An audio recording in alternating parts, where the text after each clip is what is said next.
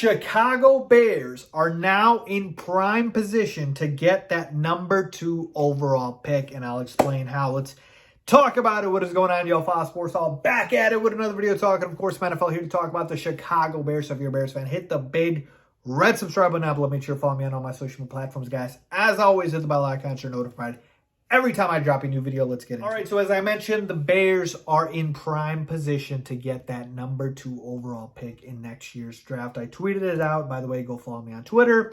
And the reason I said that is because we had the Rams upsetting the Las Vegas Raiders on Thursday Night Football in what was one of the craziest games I've ever seen, folks. Baker Mayfield literally signs with the team. Not even 48 hours has passed. He's got the playbook that he's reading on the plane to LA, and he ends up not starting that game because John Wolford did start, but then coming in literally the second series or the second play and playing the rest of the game and leading the Rams to victory, throwing the game-winning touchdown to Van Jefferson. It was one of the craziest games, like I said, I've ever witnessed. And while watching that game, I was a Rams fan because we needed the Rams to win that game to solidify the Bears' chances of getting the number 2 overall pick. Let's take a look at the draft standings here so you guys can kind of understand the perspective that I'm talking into. All right, so we know that the Texans are definitely getting that number 1 overall pick. Nothing's a guarantee in life, but man, I don't think the Texans will win another game this year. So they're getting that number 1 spot, and they obviously only have 1 win on the year. The Bears, on the other hand, they have 3 wins. But if you see here, all the other teams besides Denver has 4 wins. And so you might be thinking, Faiz, Denver has a shot maybe then to get that number 2 overall pick. Well, the thing is, Denver is actually going to be playing the Rams later this year, so there's a chance that they could win there. And Denver's pick is going to Seattle in the Russell Wilson trade.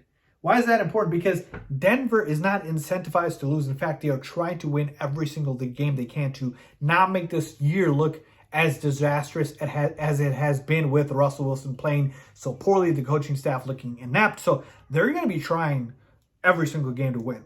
And I expect Denver to win at least 1 more game by the time the season ends. The Rams, I already said they have another win. The Saints, they already have another win. So even the Rams, the Broncos, the Rams, and the Saints are all incentivized to win because their picks, they're not even getting to keep. They're going to these other teams like Seattle, like Detroit, like Philly. So they don't want those teams to get a higher draft pick. They want to win, so it's lower for them, all right? And then when we talk about teams like Carolina and Jacksonville, like these teams, I believe they can probably pull off another win here or there. The Bears, go look at their schedule, all right? Because their schedule is a gauntlet, all right? We're talking Philly, right? The best record in football that you have to play. We're talking Buffalo, one of the best teams in the NFL. We are talking Minnesota, one of the best records in the NFL, and a surging Detroit Lions team that literally stays in the game with just about everybody. Like, they are one of those annoying teams. So even if the Bears want to try, they won't be able to beat these teams just because of the talent disparity. Justin Fields alone is not going to be enough. And literally the Bears' entire starting defense has been either traded or out. Like, it's not a purposeful tank. It's just a talent deficiency, if you will. Like, they just don't have the roster to compete with the rest of these teams. So